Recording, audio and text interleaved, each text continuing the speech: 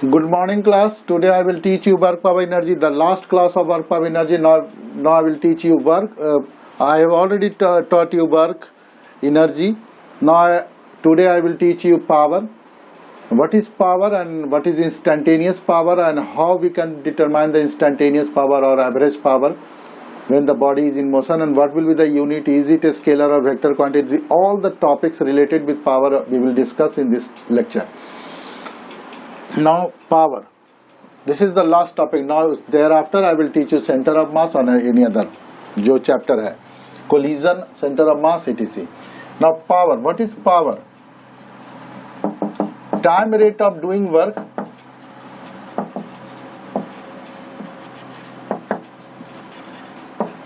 is called power.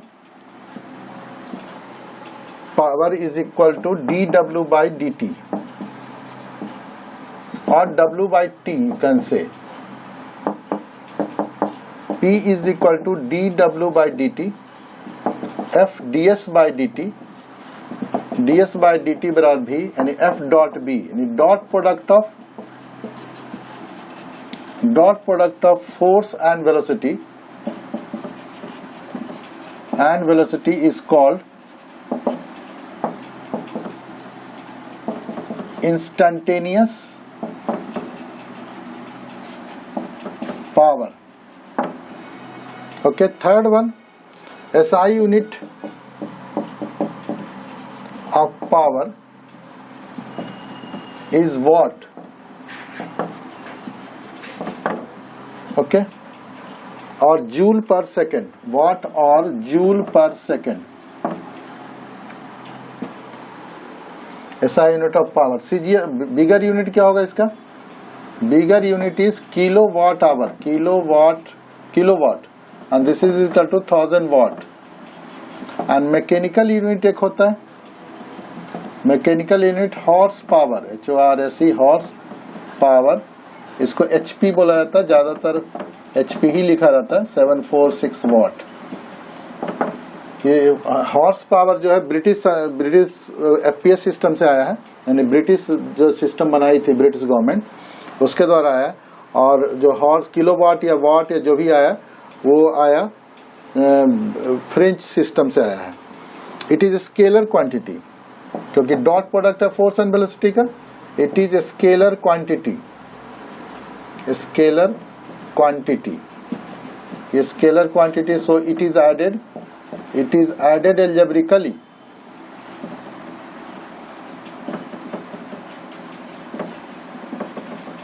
इसलिए उसको algebraically add किया जाता है. पांचवा क्या है? P बराबर dW by dt है या FDC F डॉट भी है, जो भी है. ये scalar quantity, it is added algebraically, इसको algebraically ऐड किया जाता है. पांचवा जो स्लोप बताएगा, अगर W और T के बीच में ग्राफ है तो इस तरह का मानते ग्राफ है, तो जो स्लोप बताएगा tan theta will be is equal to dW by dt. This is power. The slope will determine the power. In WT graph, slope will determine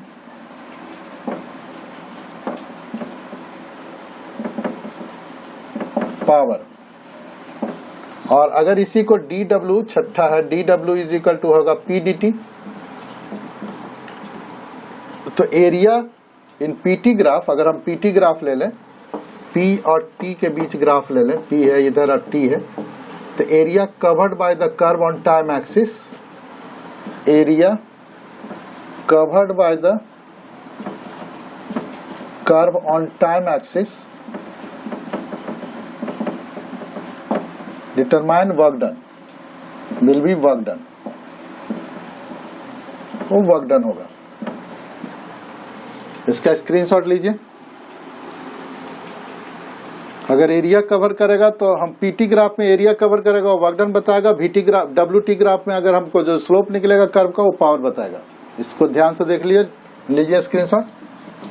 अब आगे चलते हैं, इस पर कुछ क्वेश्चंस बताते हैं कि how we can determine the power. मानते हैं अपने क्वेश्चन माने क्वेश्चन 1 है या एप्लीकेशन 1 कह सकते हो.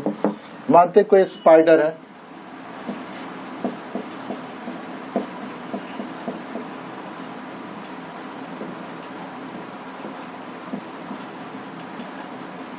स्पाइडर है कुछ, ये स्पाइडर थ्रेड में ऊपर जा रहा है, इसका मास m है, तो कितना कितना उसका एक्सेलरेशन मानते a है। A spider is moving with acceleration a on its wave string. Find the power consumed by the spider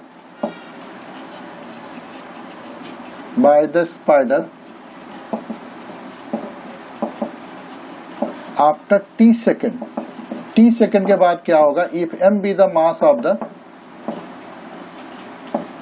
of the spider, अगर स्पाइडर का मास m है तो हमको क्या करना होगा, पावर का क्या फॉर्मूला बताया, पावर इज इक्वल टू बताए f डॉट v, यही बताए। तो f किधर लग रहा है, mg इसका नीचे की ओर लग रहा है, तो इसको क्या लिखेंगे, mg माइनस j। अब वेलोसिटी क्या होगा, पहले लिख देते हैं f कितना है, f इज इक्वल टू है mg, g नेगेटिव में इसलिए mg डॉट j होगा। अब वेलोसिटी कितना है, v बराबर u प्लस at, मतलब a से 0 चल रहा है माइनस gt या at है, a एक्सेलरेशन चल रहा है प्लस at, ये है j, यानी v बराबर atj। तो f और दोनों दे दिया, तो पावर इज इक्वल टू होगा minus mg j dot atj। तो j डॉट j 1 होता है, तो पावर इज इक्वल टू हो जाएगा mg at माइनस इतना पावर कंज्यूम, निगेटिव है मतलब कंज्यूम कर दिया पावर। तो इस तरह से हम निकालेंगे, डॉट v से निकाल सकते हैं पावर का कितना कंज्यूम हुआ। ऐसा ही और भी क्वेश्चन बनाते हैं जो लिफ्ट उफ्ट के अंदर में मानते कोई है। एप्लीकेशन 2, इसका स्क्रीनशॉट लीजिए।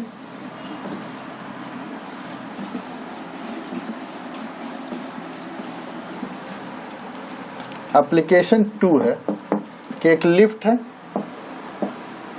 जो कांस्टेंट वेलोसिटी v से जा रहा है, टेंशन T है, इसमें एक आदमी है जिसका मास m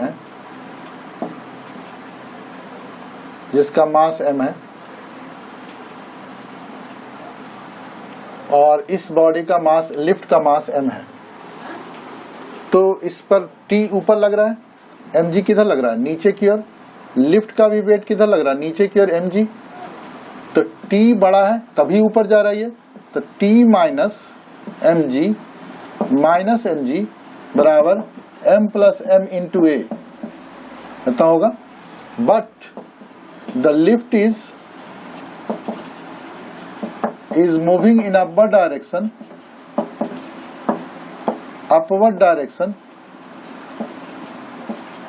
with uniform velocity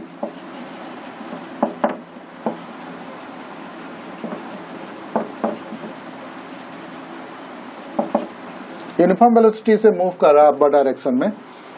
so but the lift is moving in upward direction with uniform velocity, that is a is 0। तो ये 0 लेते हैं, तो t बराबर mg प्लस mg प्लस 0, यानी t is equal to mg plus mg।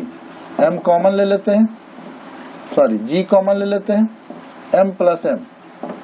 अब हमको power consumption कितना लिफ्ट किया, तो लिफ्ट द्वारा पावर कंजप्शन कितना होगा, power is equal to t dot v होगा। टेंशन भी ऊपर लग रहा है, v भी उसी डायरेक्शन में लग रहा है, तो t बराबर तो t रखते हैं, t बराबर निकाले हम g m plus m i j dot v j, तो कितना हो जाएगा m प्लस m जी भी जे डॉट जे बराबर 1। इस तरह से हम पावर कंजप्शन निकाल सकते हैं किसी लिफ्ट द्वारा, कि लिफ्ट कितना पावर, कितना बिजली खपत कर रहा है या कोई क्या पावर कंज्यूम कर लिया, इस तरह से निकाल सकते हैं हम। अब प्रोजेक्टाइल हम आते हैं, प्रोजेक्टाइल में भी पावर कितना कंज्यूम है, कि स्टोन को फेंक रहे हैं 3D 2D डायमेंशन में अंडर ग्रेविटी, तो कितना पावर कंज्यूम हुआ अगेंस्ट ग्रेविटी। तो एप्लीकेशन तीसरा, इसका स्क्रीनशॉट लीजिए।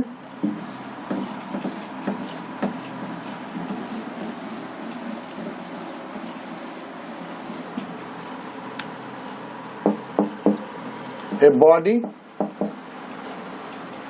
is projected with velocity u at t बराबर 0, at t is equal to 0, making theta angle with horizontal, making theta angle with horizontal. Find the power consumption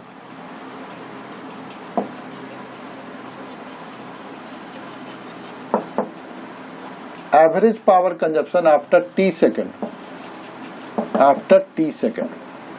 against gravity. Question क्या होगा? Question है कि एक body है जिसको u velocity से फेंका गया, थीटा एंगल बनाते हैं वो u वेलोसिटी से फेंका गया। तो find the power consumption after t second. मानते t सेकंड में यहाँ पहुंचा, मान लीजिए t सेकंड में यहाँ पहुंचा, हमको नहीं पता कहाँ पहुंचा, मान लेते कि t सेकंड में यहाँ पहुंचा। तो इसका दो कंपोनेंट होगा, एक u cos थीटा होगा, एक u sin थीटा होगा। तो इसका horizontal component of the velocity through out the motion must be same, ये तो पता है। वर्टिकल हमको निकालना है कि vertical component of velocity v by क्या होगा। तो हम वर्टिकल निकालते हैं, v बाई बराबर हो जाएगा u प्लस gt होता है, u प्लस at होता है। u कितना है? u sin थीटा, और g कितना? g तो नीचे क्यों लग रहा है, u ऊपर की ओर है तो ये g नीचे लग रहा है, ये ऊपर जा रहा है, ये g नीचे लग रहा है, तो माइनस gt हो जाएगा। ये किस डायरेक्शन में है? j है, दोनों j में है। तो टोटल वेलोसिटी कितना होगा? v इज इक्वल टू होगा u cos theta i vx हो गया, आप plus u sin theta minus gt ठीक है, ये वेलोसिटी निकल गया। पावर उस जगह पर मानते हैं mg तो हमेशा डाउनवर्ड ही लगता है हमेशा, तो मानते हैं कि mg नीचे लगा, तो फिर फोर्स कितना है? Force is equal to minus mgj। तो हम पावर, इंस्टेंटेनियस पावर कैसा निकालेंगे? P इज इक्वल टू हो जाएगा F डॉट V, F बराबर कितना? Minus mgj dot u cos theta i plus u sin theta minus gtj। तो j डॉट i बराबर 0, j डॉट j बराबर 1, तो इसका पावर हो जाएगा minus mg u cos theta minus gt। ये पावर कंजप्शन हो जाएगा टोटल, f डॉट भी करके निकाल सकते हैं हम। इसके अलावा एवरेज पावर भी निकाल सकते हैं। तो average power is equal to क्या होता है? P dt, एवरेज पावर निकालने का एक तरीका है, इसका स्क्रीनशॉट लीजिए।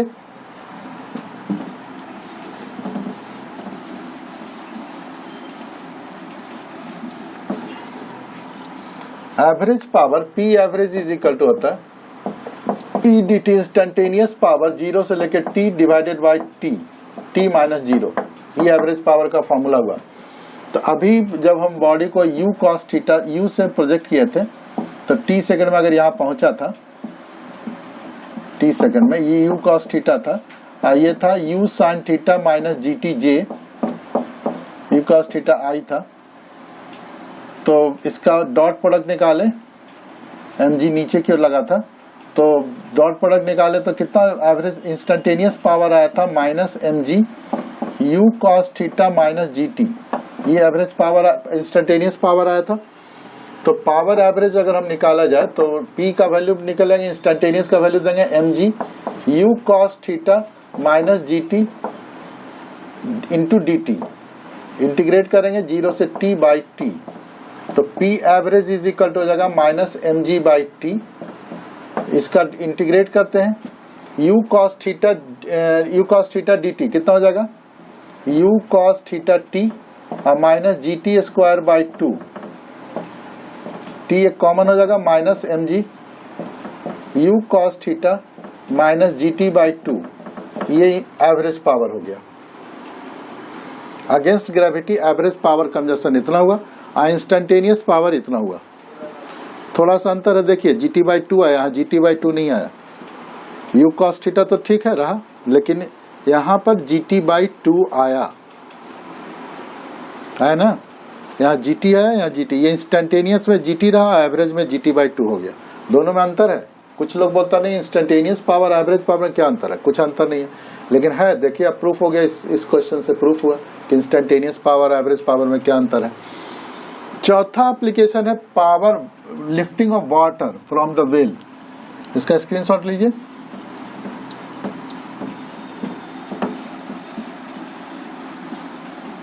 लिफ्टिंग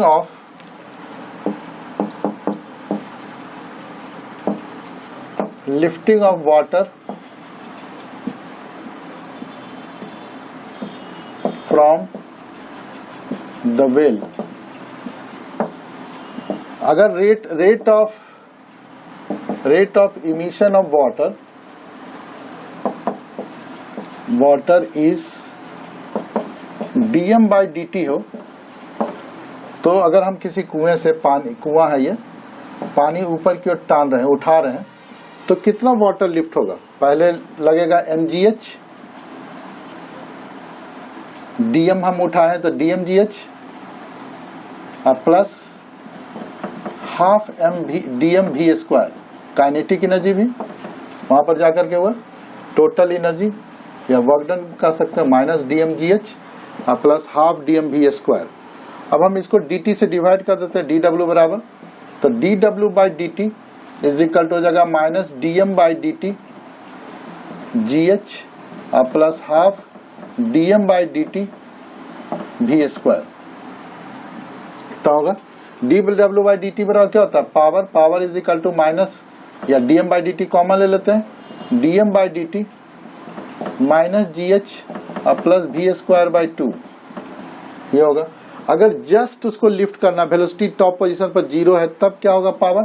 तब if v 0 at maximum height, जहां पर हम ले जा रहे हैं वो मैक्सिमम हाइट v 0 हो, तो पावर इज इक्वल टू होगा dm बाई dt, जिस रेट से हम बाहर निकाल रहे हैं, और माइनस gh या minus dm gh by dt, ये पावर कंजप्शन होगा, minus dm gh by dt।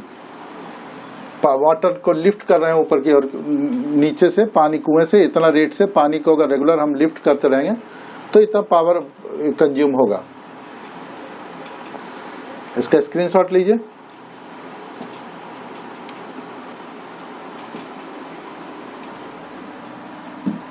इस तरह से कंजर्वेटिव एंड नॉन कंजर्वेटिव, एक टॉपिक और बच गया, conservative and non conservative force.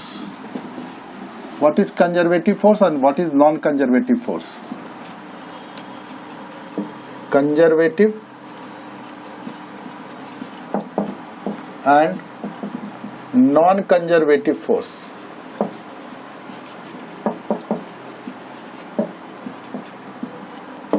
The force is said to be conservative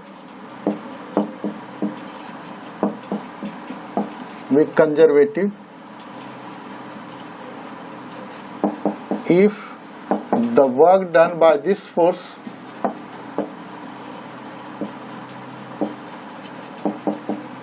does not depend on the path,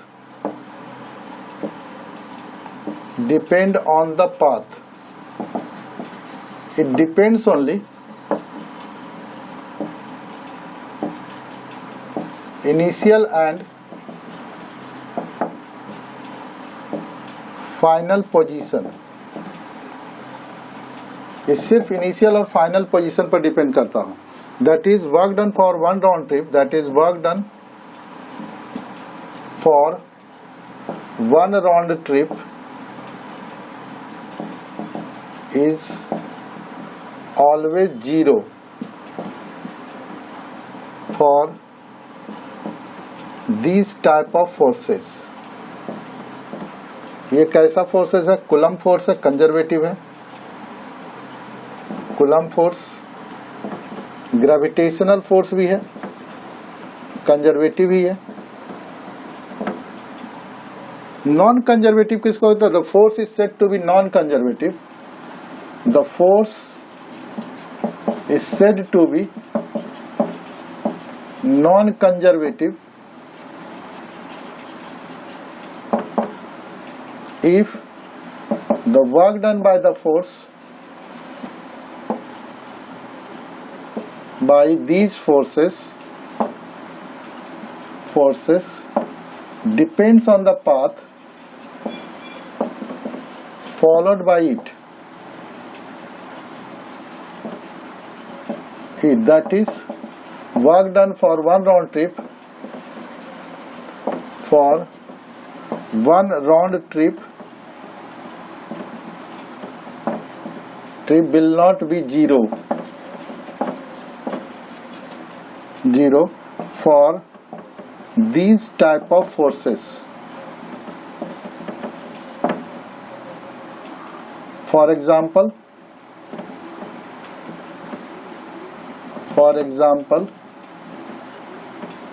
frictional force, Lorentz force, etc. यही है work power energy. इस तरह से work power energy खत्म हुआ। अगले लेक्चर में हम आपको कोलिजन बताएंगे। इससे रिलेटेड अगर कंजर्वेशन थ्योरी से रिलेटेड कोई भी क्वेश्चन होगा तो पूछिएगा, कमेंट बॉक्स में बोलिएगा। किताब का नाम बोल दीजिए, क्वेश्चन नंबर लिखिएगा, हम भी खोज करके क्वेश्चन नंबर बता देंगे। अगर हमको नहीं मिलेगा तो हम कमेंट्स करेंगे कि भाई ये क्वेश्चन हमको नहीं पता चला, तो आप हमको किताब का क्वेश्चन का फोटो भेज दीजिएगा। तो फिर हम उस पर कोई एक आध लेक्चर देंगे, स्पेशल लेक्चर जैसे नीट और ये सब का एक लेक्चर दे देंगे। Okay, thank you. इसका स्क्रीनशॉट ले लीजिए। Okay, thank you.